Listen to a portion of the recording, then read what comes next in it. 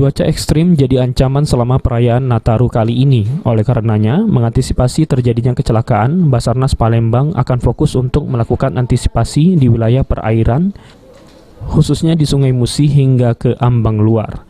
Oleh karenanya, Kepala Basarnas Palembang menghimbau kepada masyarakat, khususnya yang tinggal di wilayah pesisir sungai maupun yang menggantungkan aktivitas di wilayah perairan, untuk selalu waspada.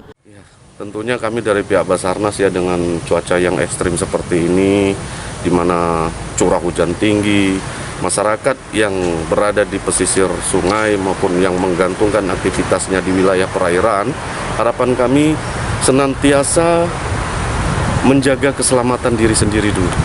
Cermati lingkungan, membahayakan atau tidak.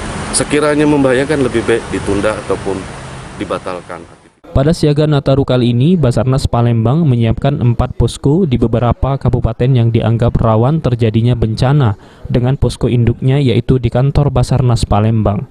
Dengan jumlah personil sebanyak 76 orang dan dibantu potensi SAR lainnya yang telah ada. Firman Hidayat, PAL TV.